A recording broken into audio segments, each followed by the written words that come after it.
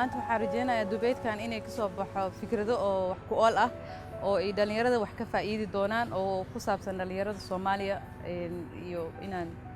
markii discussion dheer ama uu dhaco